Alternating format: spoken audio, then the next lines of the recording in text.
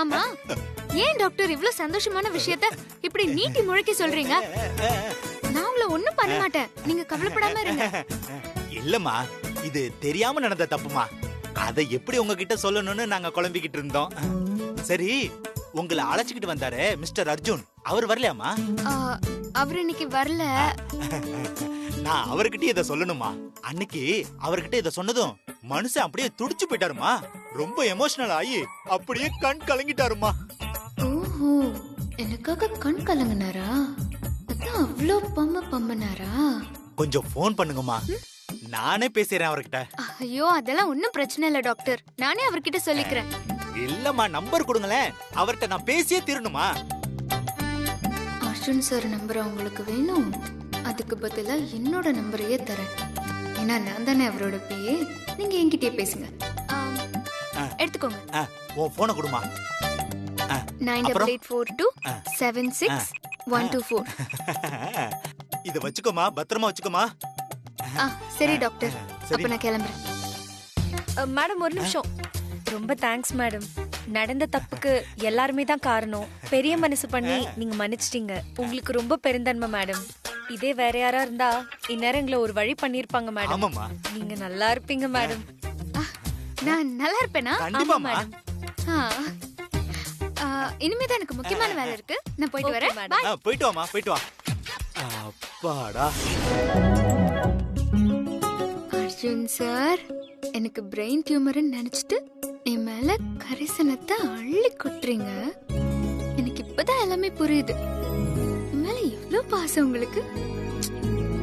எல்லாத்தையும் மறைச்சு டிராமா போட்டுட்டு இருக்கீங்களா? இருங்க இருங்க, உங்களுக்கு இருக்கு.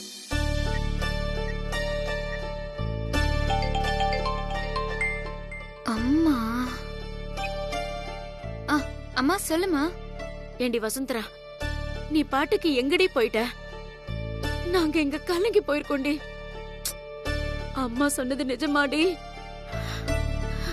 உடம்புக்கு என்ன ஆச்சுன்னு மறைக்காம சொல்லு வசு. உனக்கு ஏதாவது ஆச்சுன்னா உங்க அப்பாவை நானும் உயிரோடவே இருக்க மாட்டோம் வசு. ஐயோ அம்மா, எனக்கு ஒண்ணும் இல்ல. நீ ஏமா அழற? நீ கவலைப்படாம இரு. என்னடி நீ ஆறுதல் சொல்றியா? நீ கவலைப்படாம இருடி, நாங்க இருக்கோம்.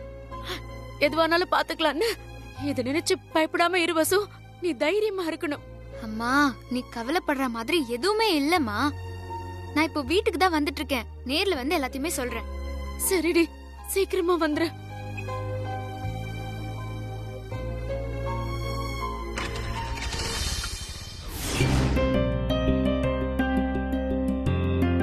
மா. வசு, எங்கடி போயிட்ட? சொல்லாம கொள்ளாம போயிட்ட. எவ்வளவு பயமா ஆயிடுச்சு தெரியுமா? ஏமா இந்த சூழ்நிலையில எங்கம்மா போயிட்டு வர? அப்பா, எனக்கு ஒண்ணுமே இல்ல. எதுக்கு இவ்ளோ பயப்படுறீங்க? நீங்க பயப்பட தேவையே இல்ல. நீ பயப்படாம இருக்க வசு, ஆனா எங்களுக்கு ரொம்ப பயமா இருக்கே. இந்த விஷயத்தை கேள்விப்பட்டதுல இருந்து நெஞ்சு வெடிச்சிரும் போல இருக்கு. ஆண்டவன் ஏற்கனவே உனக்கு நிறைய சோதனைகளை கொடுத்துட்டான். இந்த சோதனை ரொம்ப கொடுமையான சோதனைமா. ஐயோ அப்பா, ஏன்பா இவ்ளோ பயந்து நடுங்குறீங்க? இந்த சின்ன விஷயத்துக்கே இப்படி உடைஞ்சு போயிட்டா எப்படி? என்னடி பேசுற? இது சின்ன விஷயமா உனக்கு? எனக்கு உடம்பெல்லாம் நடுங்குதுடி. எல்லாருக்கும் நல்லது நினைக்கிற உனக்கு ஏன் அந்த ஆண்டவன் இப்படி ஒரு வியாதியை கொடுக்கணும்? அந்த கடவுளுக்கு கண்ணே இல்லையா? என்னால தாங்க முடியலடி.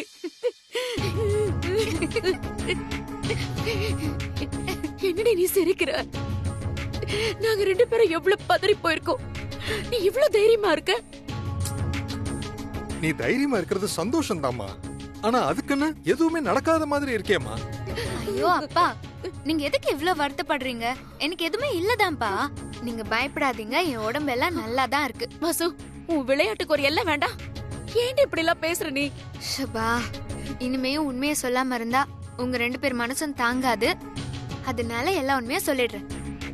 ஸ்கேன்ல இருக்கிறது உண்மைதான், ஆனா அது என்னோட ரிப்போர்ட் இல்ல.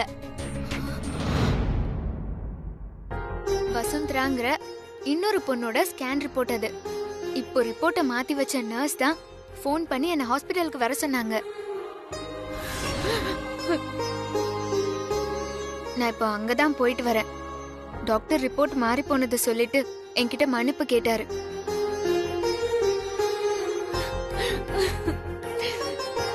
அப்பாடா, எங்களுக்கு இப்பதான் உயிரே வருதுமா. வசு, என் பிரார்த்தனை பழிச்சிருச்சுடி. என் வேண்டுதலுக்கு அந்த கடவுள் கண்ணை திறந்துட்டாரு. நல்ல வேளை வசு, ஒண்ணும் இல்லைன்னு ஆயிடுச்சு. ஆனா முதல்ல அர்ஜுன் தம்பிக்கு சொல்லிடுவோம். பாவம், அவர் உன் மேல ரொம்ப நம்பிக்கை வச்சிருக்கார் வசு. அர்ஜுன் சார் என் மேல நம்பிக்கை மட்டுமா வச்சிருக்காரு, அதுக்கு மேலேயும் இருக்கு. நான் கண்டுபிடிக்கிறேன். என்ன வசு, என்ன யோசிக்கிற? போய் அர்ஜுன் சார் கிட்ட சொல்லு.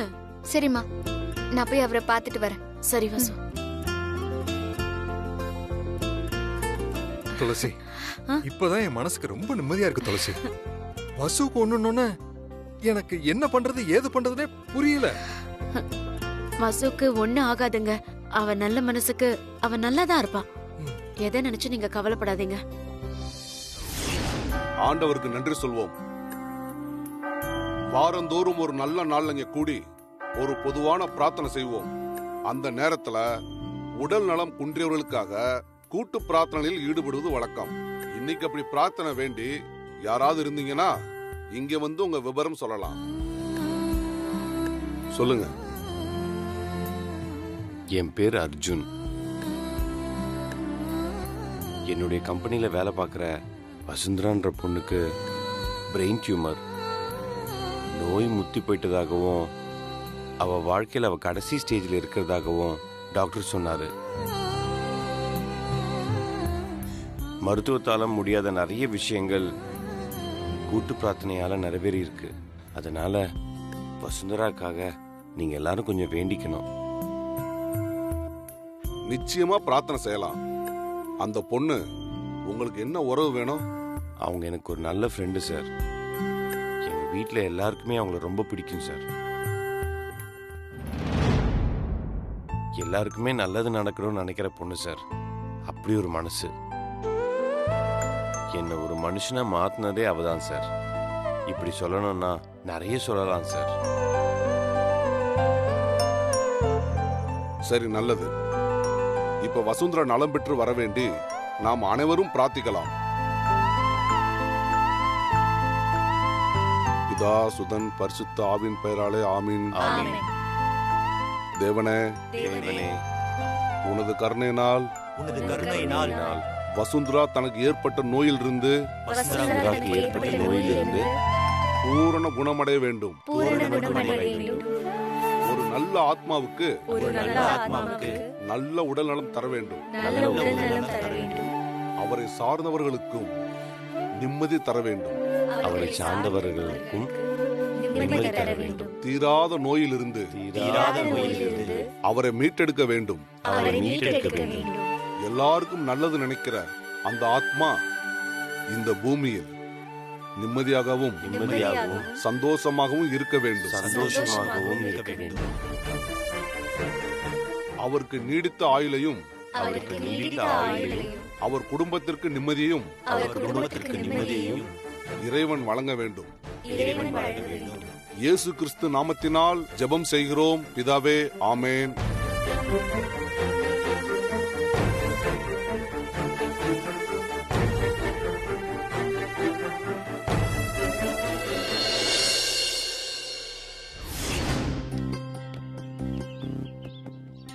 என்ன வசு இங்க நிக்கிறா? நான் ப்ரே பண்ணதை பார்த்துருப்பாளோ?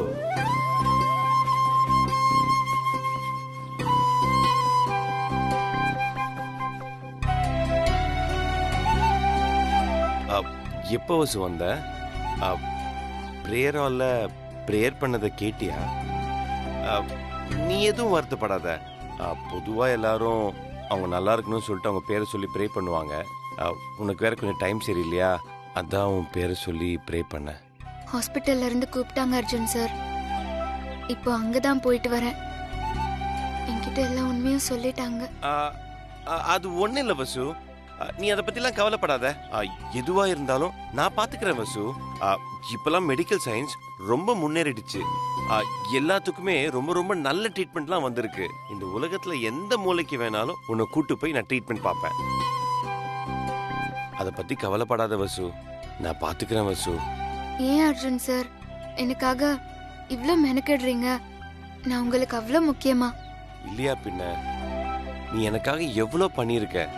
நீ ஒரு நல்ல பொண்ணு வசு, புத்திசாலி, அ குட் ஹியூமன் பீயிங்.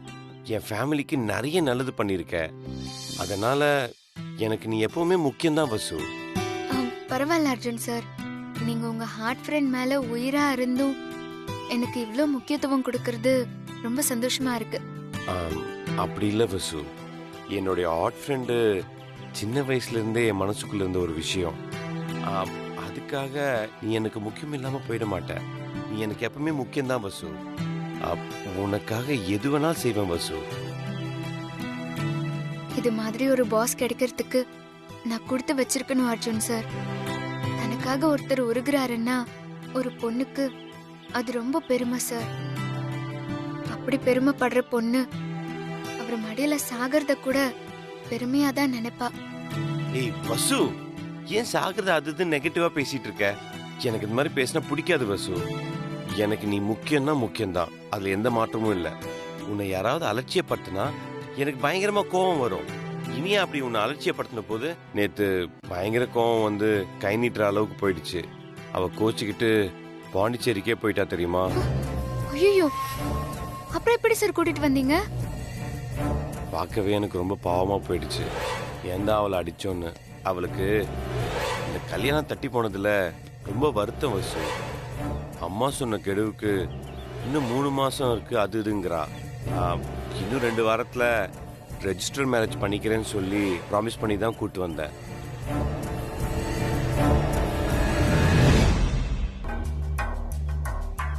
அம்மா கிட்ட சொல்லாம ரெஜிஸ்டர் மேரேஜ் பண்ணிக்க வேண்டியதான் வசு.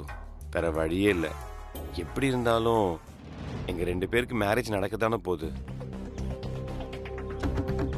சாரி அர்ஜுன் சார், எனக்கு ஒன்றும் இல்லைங்கிற உண்மையை சொல்ல தான் நான் இங்கே ஓடி வந்தேன். ஆனால் இப்போதைக்கு இது உங்களுக்கு தெரிய வேணாம். தெரிஞ்சா நீங்கள் இதை இனியா கிட்ட சொல்லிடுவீங்க. நீங்கள் சொல்லிட்டா அவள் சாகிறதுக்குள்ளே நீங்கள் எனக்கு தாலி கட்டிடுவீங்களோன்னு பயந்து உடனே அவளை கல்யாணம் பண்ணிக்க சொல்லி கம்பல் பண்ணிடுவா. நீங்களும் ரெஜிஸ்டர் மேரேஜ் பண்ணிடுவீங்க. அதை தடுக்கணும்னா உங்கள் மனசில் நான் இருக்கேன் நானும் தெரிஞ்சுக்கணும். என்ன வசு, ஏதோ யோசிச்சுட்டே இருக்க? இது பாரு வசு, நீ எதை பத்தியும் கவலைப்படாத, எதை பத்தியும் யோசிக்காத. இனிமே வர ஒரு நிமிஷமும் உனக்கானது. உன் சந்தோஷத்துக்காக நான் என்ன வேணாலும் பண்ணுவேன் வசு. வா போலாம், வா. அர்ஜுன் சார், அவசரப்பட்டு இப்படி எனக்கு வாக்கு கொடுத்துட்டீங்களே. இனிமே தான் இருக்கு என் ஆட்டம்.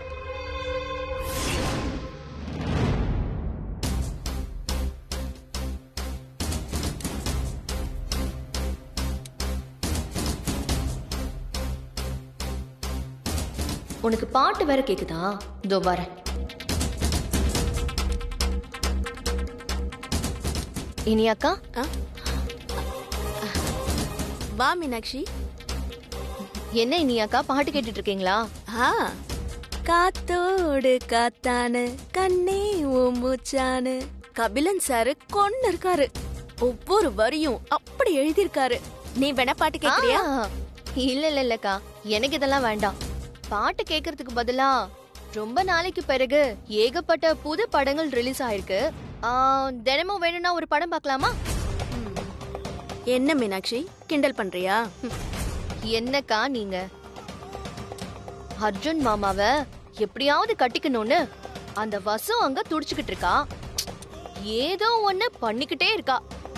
நீங்க என்னடானா அத பத்தி கொஞ்சம் கூட கவலைப்படாம பதட்டமே இல்லாம பாட்டு கேட்டுட்டு இருக்கீங்க. நீ சொல்றது கரெக்ட் தான் மீனாட்சி. ஆனா அர்ஜுன் 15 நாளுக்குள்ள என்ன ரெஜிஸ்டர் மேரேஜ் பண்ணிக்கிறேன்னு ஒத்துக்கிட்டாரே. ஒத்துக்கிட்டா போதுமா?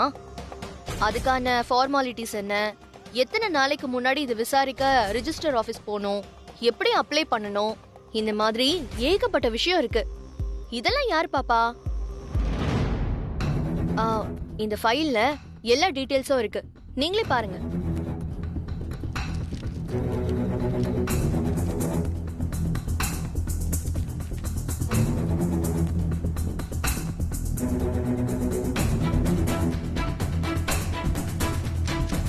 நீங்க ஜோடியா மாலை போட்டுட்டு போயிட்டா ரெஜிஸ்டர் மேரேஜ் பண்ணிட மாட்டாங்க. Photo, Aadhaar card, ration card, community certificate, அப்புறம் பர்த் சர்டிபிகேட்னு இது மாதிரி எல்லாத்தையும் நீங்க காட்டணும். இது எல்லாத்தையும் நீங்க கொடுத்த பிறகு அவங்க நோட்டீஸ் போர்டுல போடுவாங்க. ஒரு வாரம் வரைக்கும் வெயிட் பண்ணி பாப்பாங்க. யாரும் அப்ஜெக்ஷன் தெரிவிக்கலனா தான் ரிஜிஸ்டர் மேரேஜ் பண்ண முடியும். ஓ, இவ்ளோ விஷயங்கள் இருக்கா? சாரி மீனாட்சி, எனக்கு எதுவுமே தெரியல பாத்தியா. ஆன்லைன்ல உட்காந்து எல்லா டீடைல்ஸையும் நானே பக்காவா ரெடி பண்ணிட்டேன். நீங்க கையெழுத்து போட்டு ரிஜிஸ்டர் ஆபீஸ்க்கு மெயில் பண்ணிடுங்க. நாளைக்கே நோட்டீஸ் போர்டுல போட்டுருவாங்க.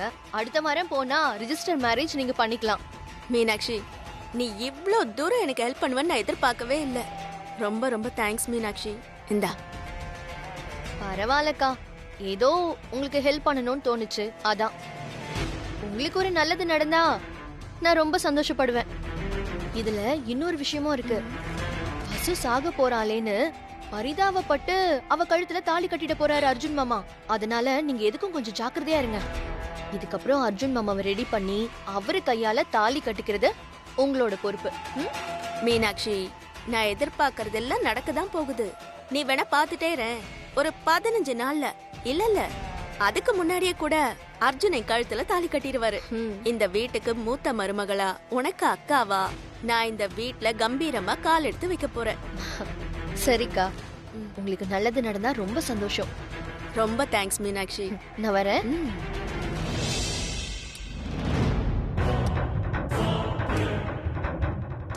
இவளை புரிஞ்சுக்கவே முடியலையே. ஏதோ நமக்கு நல்லது நடந்தா சரி.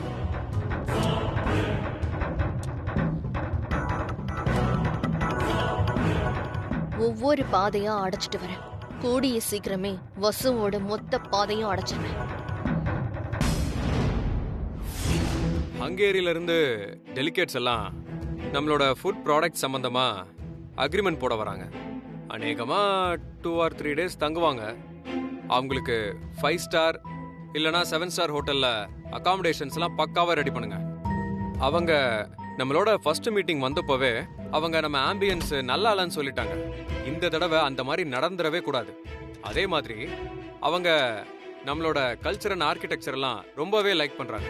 அதாவது இந்த மகாபலிபுரம், காஞ்சிபுரம் கோயில், இந்த இடத்தெல்லாம் சுத்தி பார்க்கறதுக்கான ஏற்பாடு எல்லாமே பண்ணுங்க. இது பாருங்க, போன தடவை அவங்க இங்க வந்தப்போ நடந்த மிஸ்டேக் எதுவும் இந்த தடவை நடக்கவே கூடாது. அப்பவே அண்ணன் என்கிட்ட கோச்சுக்கிட்டாரு.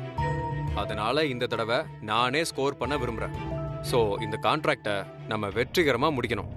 எல்லாத்திலுமே ரொம்ப கவனமா இருக்கணும். அவ்வளவு முக்கியமான ப்ராஜெக்டா இது? இதை நீங்க எப்படி வாங்குறீங்கன்னு நான் பாக்குறேன்.